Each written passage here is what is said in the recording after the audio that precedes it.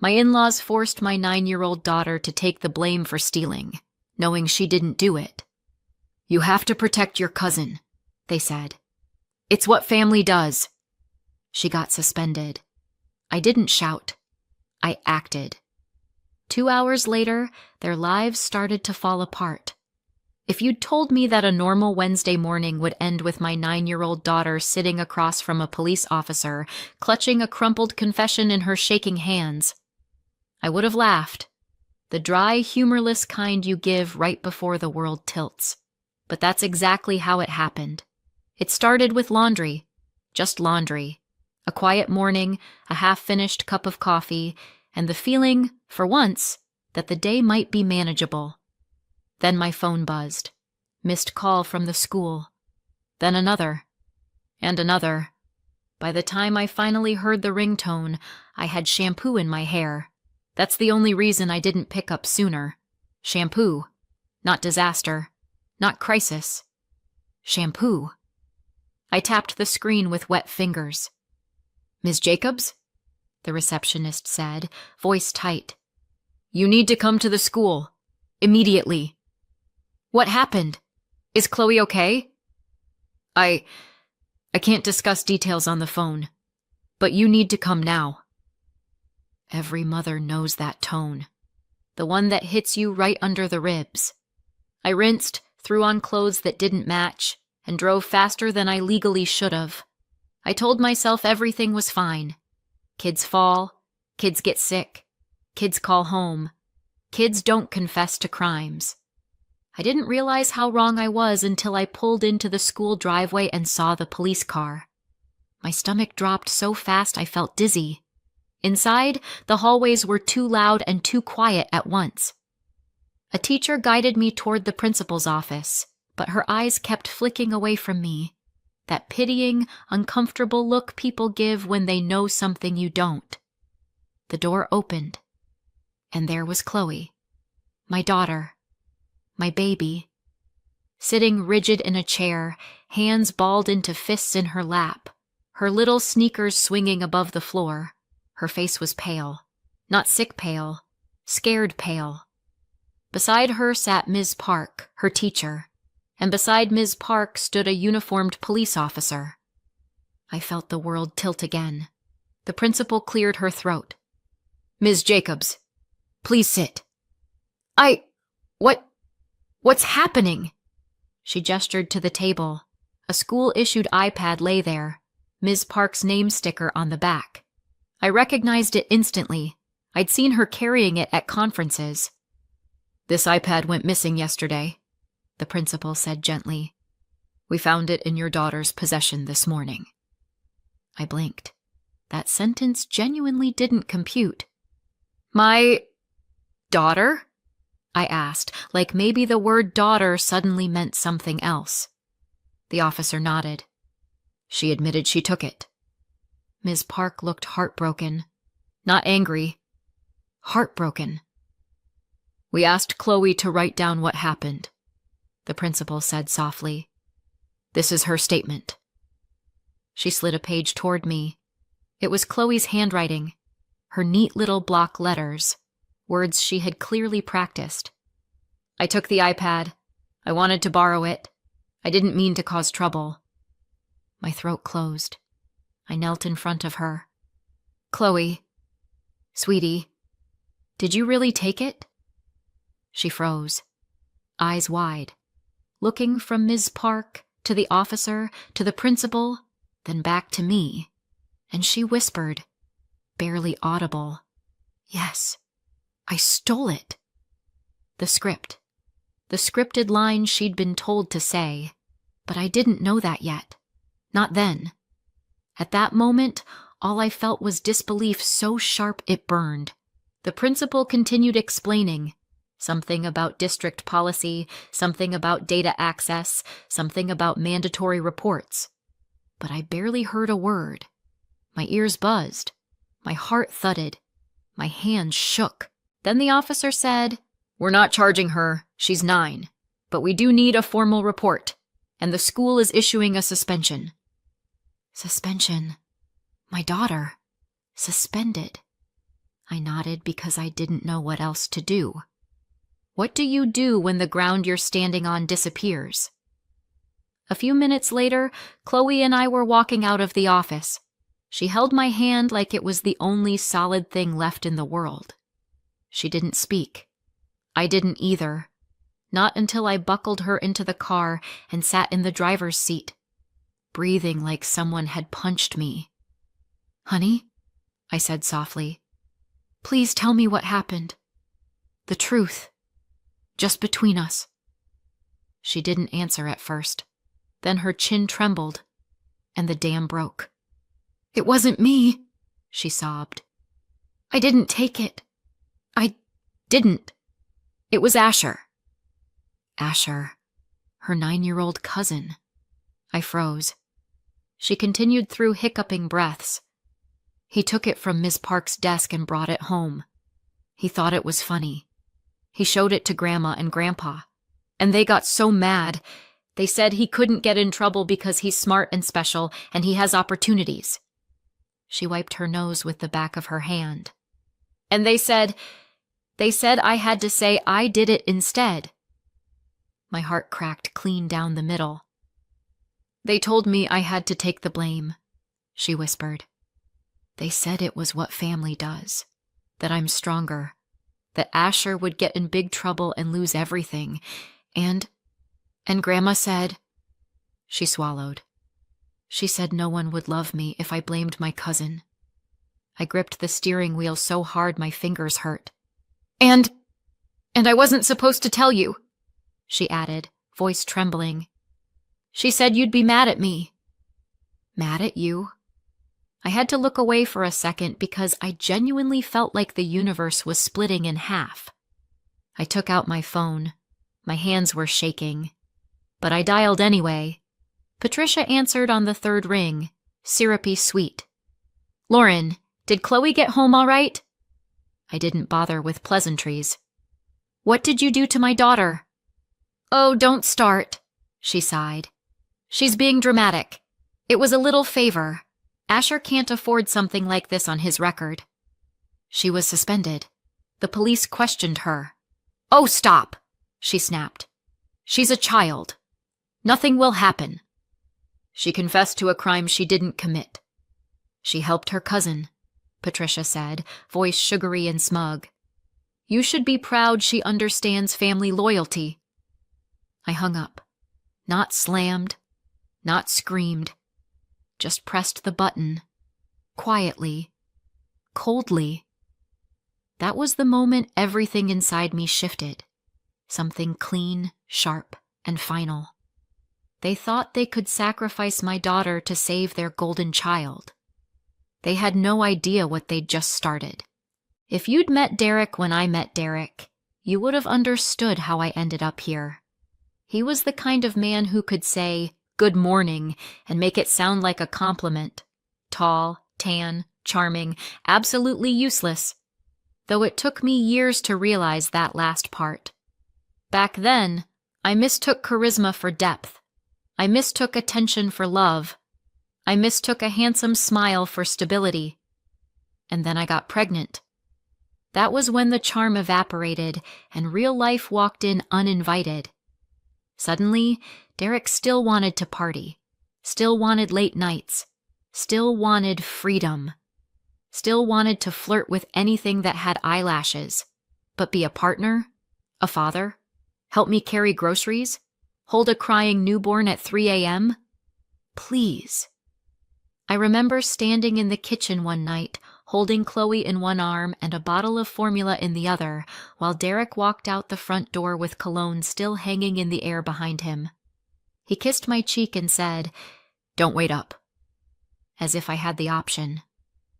When Chloe was 2, I found photos on his phone, blurry selfies with girls whose names I didn't want to know and whose outfits made me remember the body I used to have. He didn't admit it, didn't deny it, just shrugged like fidelity was old-fashioned. By the time Chloe turned 4, I filed for divorce. And honestly, I thought the worst was over. I thought, naively, that Derek would barely fight me. He was never home. He didn't even pretend to know Chloe's bedtime routine. He couldn't remember her pediatrician's name, so you can imagine my shock when he fought tooth and nail for custody. His lawyer used words like fatherly devotion and shared responsibility, and I sat there wondering if I'd entered an alternate universe. But he won. 2 nights a week, 48 hours where Chloe was supposed to spend quality time with her father, and for 5 seconds I let myself hope. I thought maybe he'd grown up. Maybe losing us had shaken him awake. Wrong. The first Thursday that was his, he texted, "Running late. Drop her at my parents'." That became the routine. Every dad night was really a grandparent night because Derek's schedule was always crazy. Crazy being code for girls and bars and anything except his child. But I didn't drag him back to court. I wanted to believe Chloe having grandparents was better than nothing. I wanted calm, not another custody war. Stupid, in hindsight. Around the same time, Derek's sister Kendra moved back to town with her son Asher. Chloe's age, Chloe's class, Chloe's opposite in every way. Kendra moved in with Patricia and Howard, my ex-in-laws. And once Asher arrived, the house became his kingdom. He wasn't just the favorite. He was the son, and everyone else was required to orbit him. Age 6. That's how old they were when the imbalance became too obvious to ignore. Asher got everything. The best snacks, the best toys, the expensive holiday pajamas, the special outings, the trips, the praise. Chloe got, well, whatever was left. Hand-me-down affection, second-hand smiles, the "we love you too" sort of energy. And the worst part? I kept telling myself I was imagining it. "He lives there full-time," I said. "They're just closer to him," I said. "Maybe I'm being sensitive," I said. I rationalized the hell out of that dysfunction because I didn't want to believe a family could love one child and tolerate the other. But then came the moment I should have seen as a warning sign. During the divorce, I'd asked Derek for permission to move back to my hometown, where my parents lived, where I had support, where Chloe would have stability and love. I wasn't trying to punish him. I wasn't trying to run away. I just needed help, and my help was 300 miles away. He refused instantly, not because he cared about Chloe. Not because he planned to be a better dad. He refused because it was the one form of control he had left. Punishing me was more important than supporting her. That should have told me everything. But trauma makes you excuse bad behavior in beautifully creative ways. For years, I ignored the tightness in my daughter's voice when she talked about Grandma Patricia. I ignored the way she shrank at family gatherings when Asher received his latest round of applause. I ignored the way she lingered near me at drop-off, like she wanted to say something but didn't know how. I ignored it all because admitting the truth meant facing the fact that Derek's family, the people I depended on for those court-ordered custody days, did not love my daughter the way they loved Asher. And then came the iPad. The stolen iPad. The forced confession. The suspension. The police. The shaking hands, the whispered, "No one will love me if I blame my cousin." The moment every suppressed doubt snapped into focus. Everything I tried to rationalize suddenly fit together with sickening clarity. They hadn't just favored Asher, they had always favored him. They had always seen my daughter as secondary. They had always expected her to be grateful for scraps. They had always believed protecting Asher's future mattered more than protecting her childhood. And the worst part? They'd been training her, slowly, quietly, subtly, to believe it too.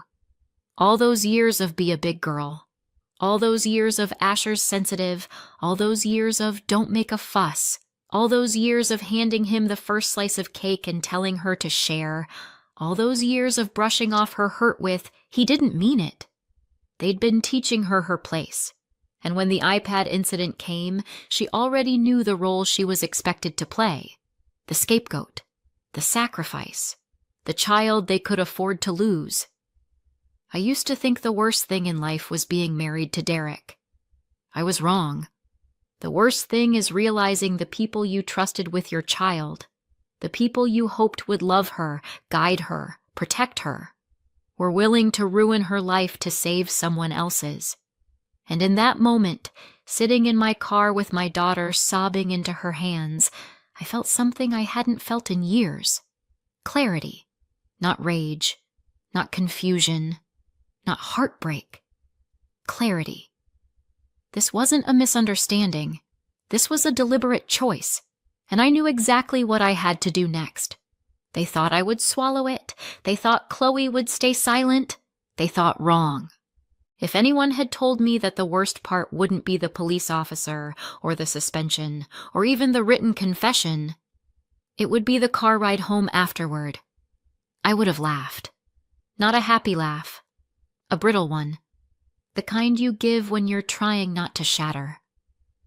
Chloe cried herself quiet in the back seat. Not asleep. Quiet. Which is worse. When we got home, she clung to me like she was afraid someone would rip her away. And honestly, I felt the same. I made hot chocolate. She didn't drink it. I sat on the couch. She curled into my side, shaking. People talk about maternal instinct like it's soft and warm. Mine felt like broken glass. "Sweetheart," I whispered, "you're safe now. You did nothing wrong." She nodded, but her eyes were far away, the way kids look when they're trying to understand something that shouldn't exist in their world. They said I was helping," she whispered, "and that Asher would lose everything if I didn't." I closed my eyes. Once. Slowly. Because if I didn't, I was going to break something. "And they said," she swallowed, "they said you'd be disappointed in me if I told you." There it was. The knife. The idea that she thought I'd choose them over her. "Look at me," I said. She did. Those terrified, apologetic eyes that didn't belong on a 9-year-old. "I love you," I said. Not them. Not their rules. Not their twisted version of family. You. Always.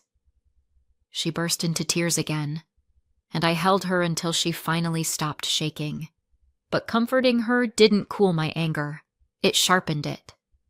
There's a special kind of rage reserved for people who hurt your child. Not a loud rage, a cold, calculated kind. I stood up, grabbed my keys, and kissed Chloe's forehead. "Where are you going?" she whispered. "To make sure this never happens again." She nodded like she understood in her bones. I drove straight to the police station. On the way, I practiced my voice. Neutral, steady, unshakable, because if I broke down even once, they might mistake me for emotional instead of furious. Inside, I explained everything. The officer's expression went from polite to horrified in under 30 seconds. "Wait, your daughter was told to confess?" he asked. "Told, coached, threatened, manipulated. Pick your verb." He blinked. "I'm going to need you to write that down." So I did. I wrote down every detail Chloe had whispered in the car, every word Patricia said, every lie, every threat, every ounce of pressure. I wrote until my hand cramped. When I finished, he said, "We'll open a report for coercion of a minor." Coercion of a minor. Hearing it out loud almost made me dizzy. "Will this help Chloe?" I asked. "Yes," he said. "It absolutely will." And for the first time that day, I breathed. Next, I drove back to the school. This time, I didn't wait politely in the office. I knocked on Ms. Park's classroom door and asked the principal to join us. The moment they saw the police report in my hand, their expressions changed. "I'm so sorry," Ms. Park whispered. "We would never have suspended her if we knew," the principal started. That's why I'm here, I said. She didn't steal anything. She didn't do any of this willingly. She was coached, threatened, lied to. I handed them copies of the statement. And she wrote that confession, I said, because she was told she'd lose her grandparents' love if she didn't. Ms. Park covered her mouth. The principal sat down slowly. We'll reopen the investigation, she said. Good, I said. Because you suspended the wrong child. I walked out before they could say anything else. Not dramatically. Just deliberately. Silence is louder than shouting. I didn't even make it home before my phone started vibrating. First call, Derek. Lauren, what the hell is this? He barked. My mother is in tears. Good, I said. She should be. You filed a police report? Over a kid's mistake? Over nothing? Your parents coerced a minor into confessing to a crime. Oh my God, he groaned. You're always so dramatic. I hung up. Next call, Patricia. Her voice was shrill. You ungrateful little, how dare you go to the police? You're going to ruin Asher's future. You almost ruined Chloe's. She was helping the family. She's 9. Oh, please, she snapped. She's tougher than she looks. I hung up again. Next call, Kendra. You think you can prove anything? She hissed. You think anyone will believe you? Chloe confessed. In writing. Under duress. You can't prove that. You'd be surprised. I hung up a third time. 3 calls. 3 villains. And strangely, I felt calmer with each one, because their panic told me everything I needed to know. They weren't sorry. They weren't confused. They weren't mistaken. They were guilty and scared, exactly where they needed to be. I walked back into the house and found Chloe drawing quietly at the table, the tension gone from her shoulders for the first time all day. I kissed the top of her head. You okay, baby? She nodded, and something settled inside me. A resolve so solid it felt like steel. They wanted a war. They just forgot one thing. I don't lose when I'm fighting for my child. The next few days were strange, quiet, not peaceful, just recalibrating. Chloe stayed home with me while the school reviewed everything. She carried the suspension like a bruise, not visible, but painful every time she moved. I kept things simple. Ice cream, movies, walks, anything normal. One night she asked, do I have to see them again? No, I said. You don't. It wasn't dramatic, just the truth. 2 days later, my mother arrived from out of state. She hugged Chloe like she was coming home from war. Chloe clung to her in a way that made something in my chest crack. After 10 minutes, my mother looked at me and said quietly, You should have moved home years ago. I wasn't allowed, I said. Courts. She nodded. She didn't push. She didn't need to. While Chloe spent time with her, I drove to the school for the update they promised. The principal looked exhausted. Ms. Park looked embarrassed. They asked me to sit. Bad sign. Then told me what happened. They questioned Asher alone. They showed him the anonymous post that used a photo lifted from Ms. Park's iPad. A stupid, childish picture she would have deleted if she remembered it existed. Apparently, Asher giggled. That was all it took. The dam broke. He admitted stealing the iPad, admitted poking around in files, admitted posting the picture as a joke, admitted Patricia, Howard, and Kendra told Chloe to take the blame. The principal apologized, sincerely, but an apology doesn't fix what happened in that office, or the way Chloe looked at herself afterward. They overturned Chloe's suspension that day. Her record cleared. Everything reversed. Good, but not good enough. Next stop, Mr. Merrick's office. My lawyer. I sat across from him and handed over everything. The police report, Chloe's statement, the school findings, all of it.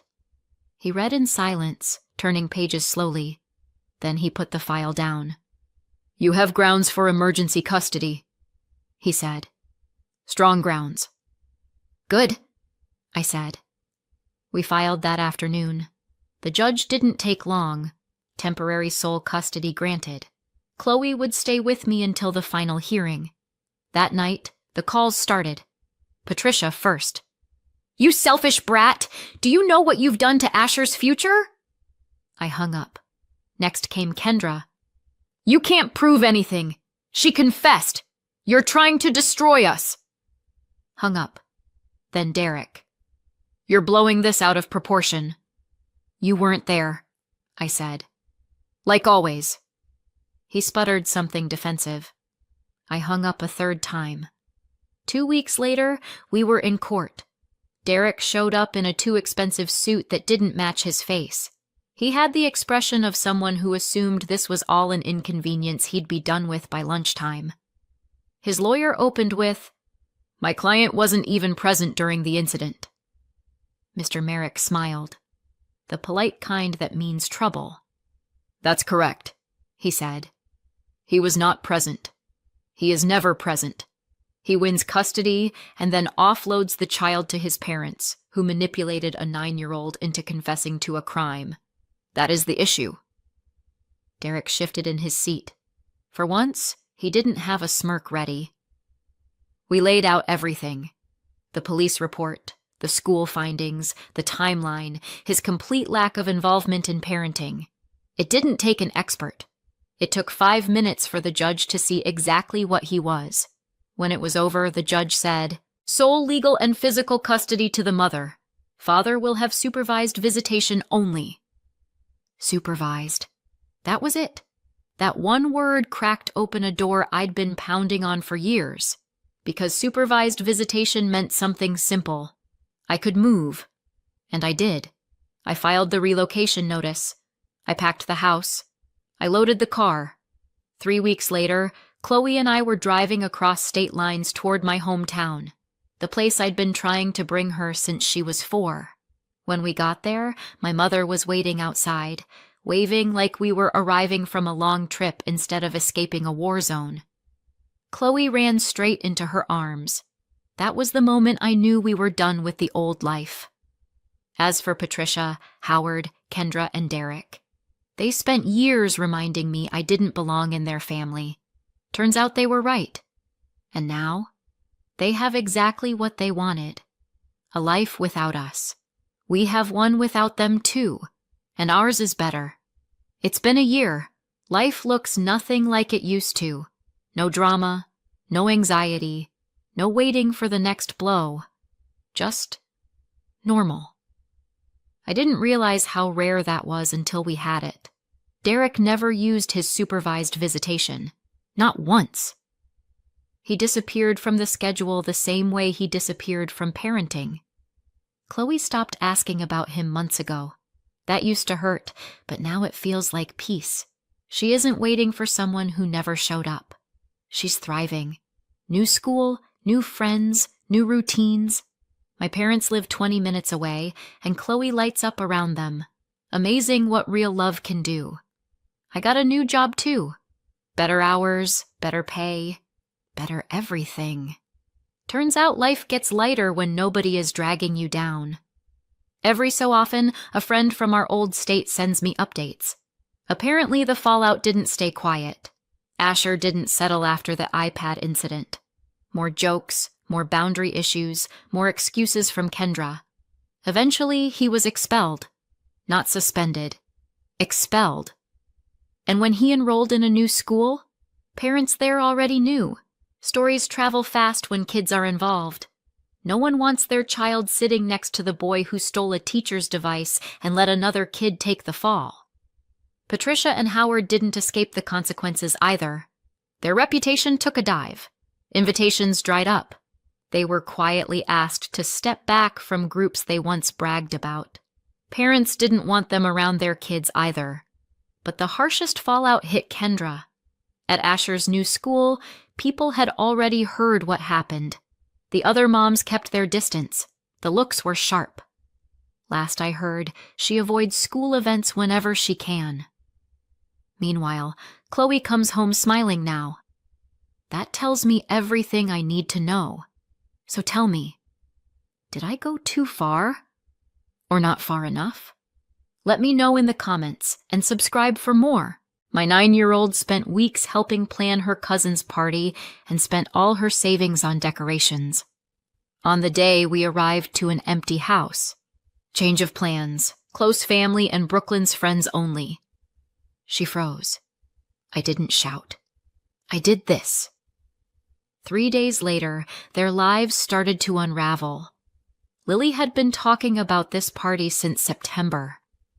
Brooklyn's going to love the theme, she'd said at least 20 times, leaning over her notebook full of sketches.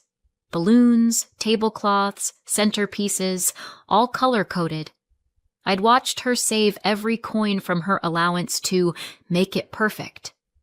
And she did. She spent her own money on ribbons and a personalized cake topper she'd found online. She'd wrapped Brooklyn's present herself, a jewelry set, sparkly enough to pass the cousin's approval test. So when we pulled up in front of my sister Amber's house that morning, Lily's excitement could have powered the car. "Do you think she'll like my dress?" she asked, smoothing the hem for the 5th time. "She'll love it," I said, smiling. I meant it.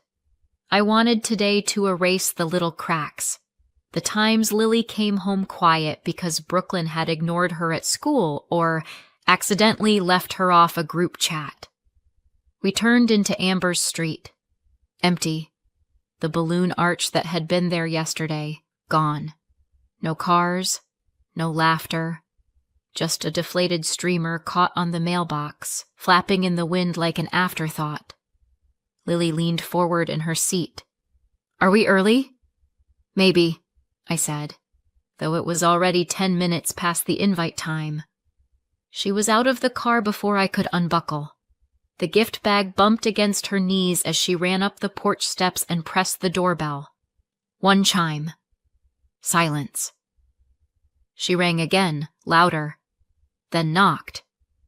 "Maybe they're hiding," she said, half laughing. "You know, surprise entrance or something." "Could be," I said. My stomach didn't buy it. I stepped onto the porch beside her. The curtains were drawn. Inside looked dim, abandoned. The kind of quiet that feels deliberate. Lily peered through the glass. "I see balloons." Maybe they're in the back? There were balloons. Old ones. Half deflated, left behind like scraps from a celebration already finished. She turned back, confusion flickering across her face. "Mom?" "I'll call Aunt Amber," I said quickly. My phone was already in my hand. When I unlocked it, a notification popped up. New message from Amber. 5 minutes ago. Change of plans. Close family and Brooklyn's friends only. That was it. No apology, no explanation. My throat tightened. I turned the screen away before Lily could see it. "Maybe they went somewhere else," I said, too brightly. "Let me check." I stepped off the porch, pretending to scroll through my contacts while my pulse hammered in my ears. Then I called. Amber picked up on the second ring, her voice cheerful, practiced. "Oh, Laura!" "You got my text?" "I saw it," I said, keeping my voice low. "Amber, what happened?" "We're at your house." "Oh, we decided to keep it small. You know how kids are. Brooklyn wanted a different vibe this year. Just close family and her best friends." "She is family," I said, "and she's been helping you for weeks." Amber sighed like I was exhausting her. I know. But I can't make Brooklyn invite people she doesn't want to. She's getting older. She has her own group now." "Amber, she's 10. "Laura," she said, soft and patronizing, "please don't make this harder than it is." My free hand clenched into a fist. She's sitting in the car with her gift. You could at least let her say happy birthday. I can't, she said quickly. We're already out. We decided last night to do something more private last night, meaning they'd had hours to tell us, and didn't. Amber kept talking, something about how she hoped I'd understand. I hung up mid-sentence. I stood there for a moment, the wind tugging at my hair, my phone still warm in my hand. In the car, Lily was watching me. Did she answer? Are they coming? I forced a smile. They, changed plans. I'm finding out where her eyebrows knit together. Changed plans? I opened my mouth, searching for a version of the truth that didn't sound like cruelty in a cardigan. Before I found one, her phone buzzed. She looked down. Her cousin's name flashed across the screen. Brooklyn's story. Best day ever. Lily tapped it. Laughter. Candles. Balloons. Brooklyn surrounded by kids from school. The caption, family plus my besties equals perfect birthday. Lily didn't speak. The color drained from her face. Hey, sweetheart. Her shoulders trembled. She put the phone down like it burned.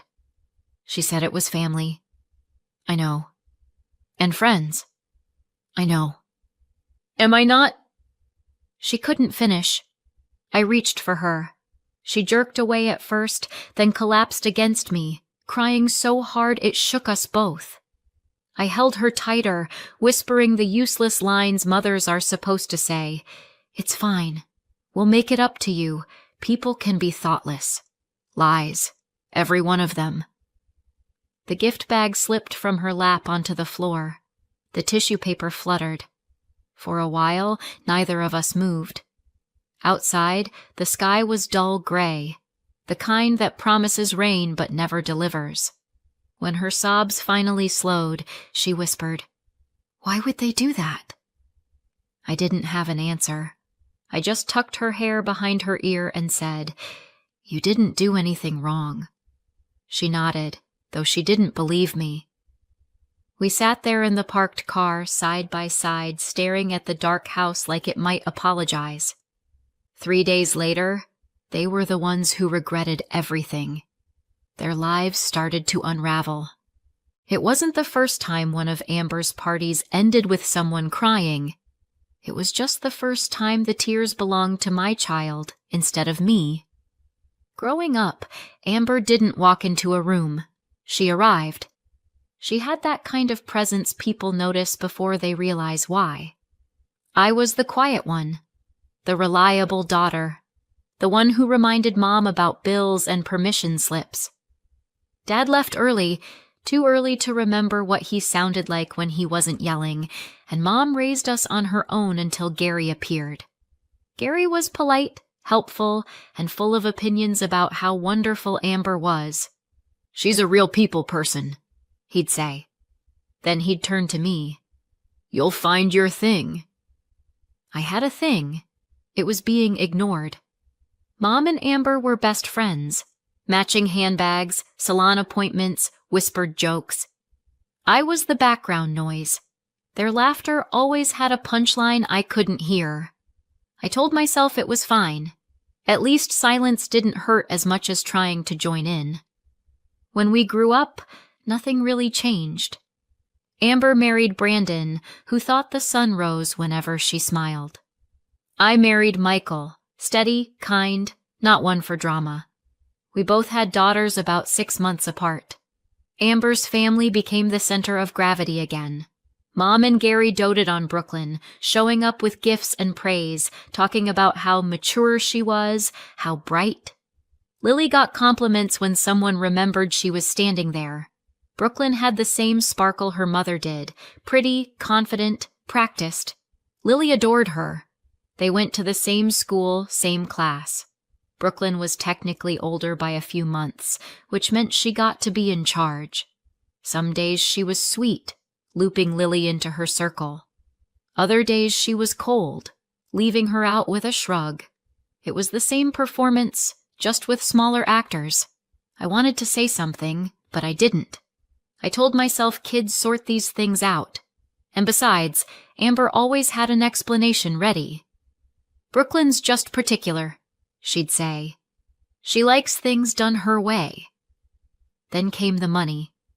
Over the years, the family had set up a shared fund, a joint pot everyone contributed to for holidays and birthdays. The rule was proportionate to income, which meant I paid the most. Amber spent the most. No one said it out loud, but we all knew. It covered vacations, family events, parties, a running tab for togetherness. When Brooklyn's birthday came around, the planning started early. Amber called it a group effort. I'd call it expensive. Lily got swept up in it.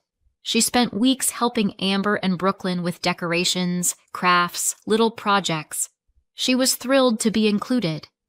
One afternoon she came to me, hands full of coins and crumpled bills from her piggy bank. "Brooklyn said I should help pay for the decorations," she said. "She's buying them herself." I stared at the pile of cash. "Did she ask you for this?" Lily nodded. "She said everyone's pitching in." I wanted to say no, that it was wrong, but the hope in her eyes stopped me. It wasn't about money. It was about belonging. "Okay," I said quietly, "if that's what you want to do." She poured the money into a small envelope, her entire savings, about $150, and handed it to Brooklyn the next day. Brooklyn smiled, said thank you, and turned back to her friends. That should have been my warning. I didn't know the shared fund was paying for the rest. My money, really. Thousands toward an event my daughter would end up standing outside of. By then I'd stopped questioning Amber's choices. It was easier, but I remember the moment I realized how neatly she'd kept the hierarchy alive. 2 sisters, 2 daughters, one pattern on repeat. Amber had always needed a mirror to admire herself in. This time, she found one with pigtails. And I let her, until the morning Lily knocked on that locked door. When I look back now, I can see the setup was perfect. The fund, the children, the silence. It wasn't just a party gone wrong, it was a lifetime's rehearsal for it. I'd spent most of my life keeping the peace. The day after Brooklyn's birthday, I stopped. The locked door scene kept replaying in my head like a bad movie. Lily on the porch, clutching that gift bag like it was proof of her worth, asking if we were early. Every time I blinked, I saw her face when she realized we weren't. Amber's text, change of plans, close family, and Brooklyn's friends only, sat on my phone like a bruise I couldn't stop pressing. By Monday morning, I was done pressing it. I logged into the family account, the one we all used, but somehow always benefited Amber more than anyone else. The fund looked the same as it always did. My deposits, her withdrawals, Brandon's token $50 transfers once a quarter when he remembered. I didn't move the money. Not yet. I just stared at the balance and thought about what fair should look like. Then I opened a new tab and started booking a venue. "Mom," Lily said that night, frowning at the screen, "why are you looking up magicians?" "Because you and your friends deserve a party that actually exists." She blinked. "You mean like Christmas?" "Exactly like Christmas. A kid's Christmas party. You'll help me plan it." Her eyes widened the way they used to before Brooklyn taught her to doubt herself. "Can I invite everyone?" "Everyone," I said. "Except Brooklyn." She hesitated. "She'll be mad." "Good," I said, smiling over my coffee. "She can call the complaint department." Lily laughed for real this time, the sound rough from disuse. "You're really doing this?" "Oh, very." By Wednesday, the invitations were done. Same format, same group chat Amber used for Brooklyn's birthday. A few clicks, a polite caption. "Holiday fun for the kids," See you all there. Within 10 minutes, my phone started buzzing. Amber's name flashed on the screen. I took a sip of coffee and answered. Laura, I assume this is a joke? Nope. You invited everyone but Brooklyn. Yes. Her voice went tight. You can't punish a child for something that was out of her control. You mean a child who told my daughter she wasn't close family? Amber sighed, the long-suffering kind that makes you want to break things. You're being ridiculous. It was a small misunderstanding. You're using family money for this. The same family money that paid for Brooklyn's party, I said. You know, the one we apparently weren't family enough to attend? That's different. How? Because that was her birthday, Laura. You can't compare. I can, I said, and I just did. For a second, I thought she'd hang up. Instead, she went for the moral high ground. Everyone's already talking about this. You're making yourself look petty. That's fine, I said. I'll look petty from the dance floor. Her gasp was almost satisfying, sharp, indignant, like she'd bitten into a lemon. Click. By Friday, every parent had RSVP'd yes. Every child from their grade, every cousin, everyone except Brooklyn. Lily helped me pick decorations, green and gold this time, none of Brooklyn's pink and silver glitter nonsense. She was quieter than I expected, thoughtful, like she was afraid to jinx it. Do you think she'll say something? She asked. Who? Aunt Amber. She always does. She can say whatever she wants, I said. We're not listening. That earned a grin. A small one, but real. Watching her fuss with ribbons, I realized the house finally sounded different. No more whispers about being left out. No more silence heavy enough to break a heart. The next afternoon, Brooklyn called. I knew it would happen. The silence from Amber's number was just too suspicious. Hi, Aunt Laura. Her voice was syrupy sweet. Mom said you're having a Christmas party. I am. Oh, okay. I think I didn't get the invite. I think you did. She laughed, the fake kind that ends in a pout. So, can I come? Yes, I said. Pause. She hadn't expected that. You can come after you bring $150 from your own pocket money and apologize to Lily. What? That's what Lily gave you for decorations. That's not fair, she said, voice rising. Exactly, I said, feeling the words land like a door finally closing. And I hung up. The morning after I hung up on Brooklyn, my phone started screaming. Not ringing. Screaming. Amber. Mom. Then Amber again. Then a string of numbers I didn't recognize but had family written all over them. I let them pile up like junk mail. By lunch, the first version of the story had already made the rounds. Laura is charging a child $150 to come to her Christmas party. No mention of the locked door, no mention of Lily's tears, no mention of the close family and Brooklyn's friends only message that was still burned into my screen. The group chat looked like a courtroom, half outrage, half gossip. Unbelievable. She's punishing a 10-year-old? Imagine being that bitter. I didn't reply. I never reply when they expect me to.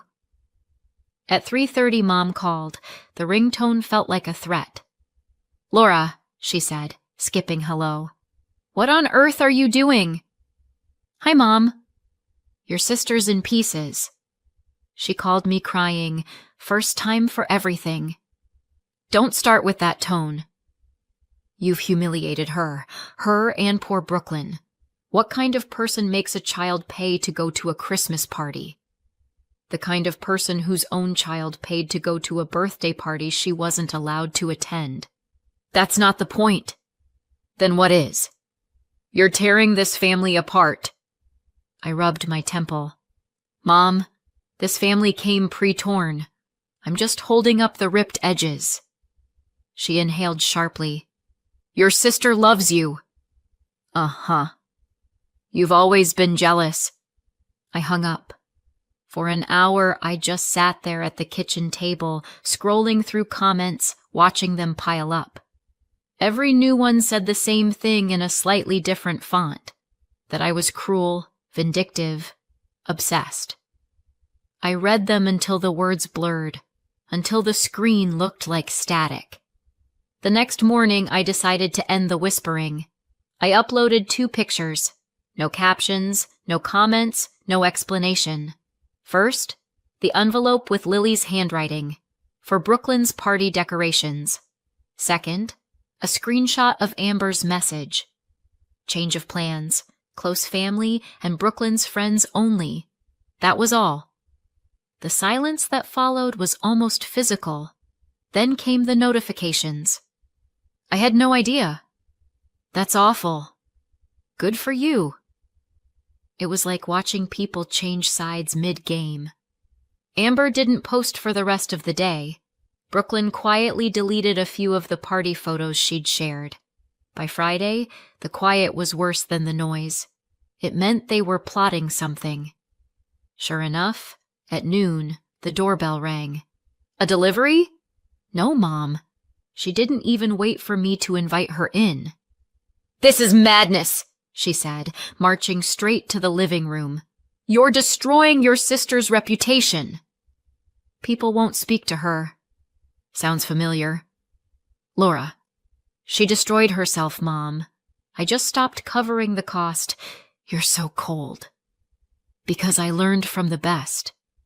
She blinked, offended, like the insult hadn't fit the mouth it came from. Then she grabbed her purse and left without closing the door. The Christmas party was 2 days later. The hall glittered with green and gold, lights strung from every beam. The smell of cookies and hot chocolate hung in the air. Lily's laughter came from somewhere near the games table, sharp and bright. People kept congratulating me on such a nice idea. They used that careful tone adults use when they mean good for you for surviving that mess. Halfway through, while kids raced for prizes and the music played, the door opened. Amber. And Brooklyn. Of course. You could feel the air change, like someone turned down the volume on the whole room. Amber looked flawless, as always. High heels, red lipstick, that smile she used when she wanted to win something. Brooklyn stood half behind her, clutching a silver envelope.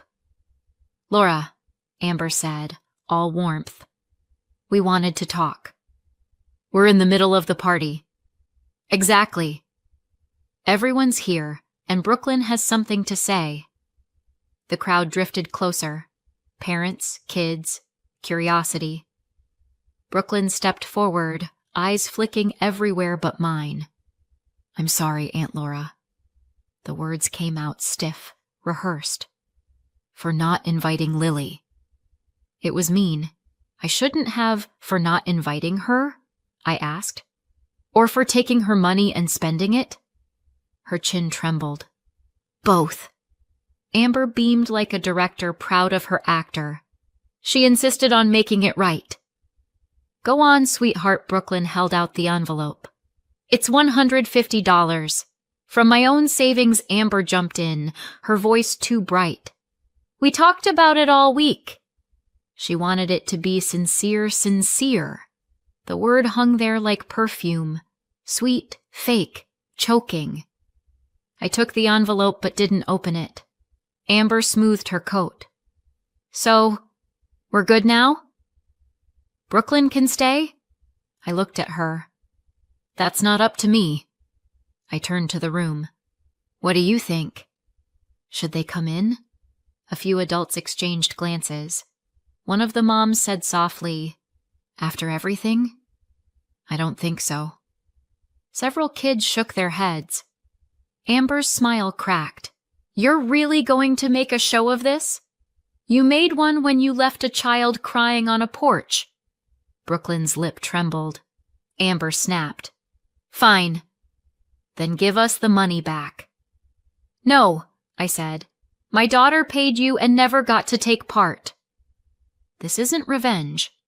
It's a refund. A ripple of whispers ran through the crowd. Amber's voice rose, desperate now. You're unbelievable! I'm consistent, I said.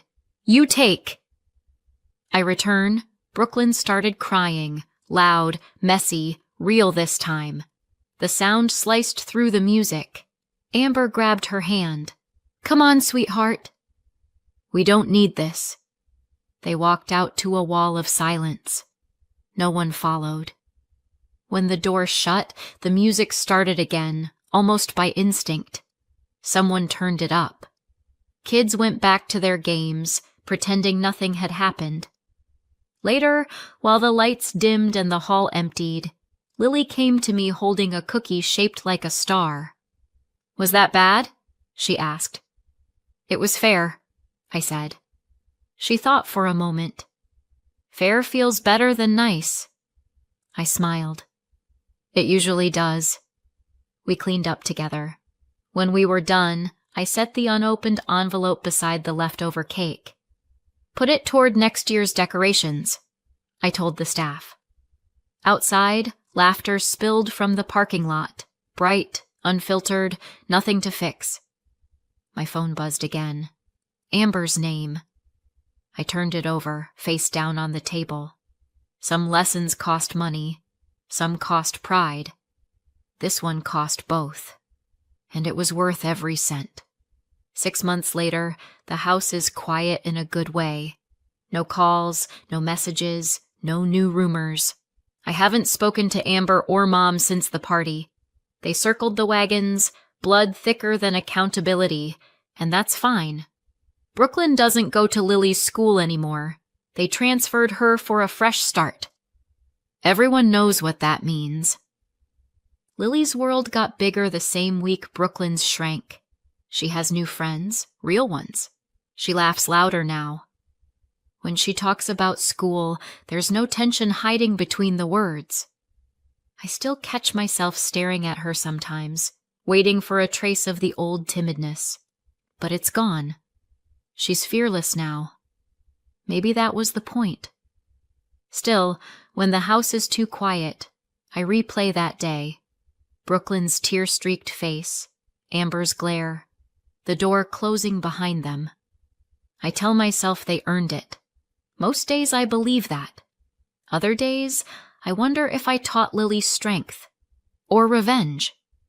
Whether I showed her how to stand up for herself or how to strike back hard enough that people don't try again. Maybe both. So tell me, did I go too far or not far enough? Let me know in the comments and subscribe for more.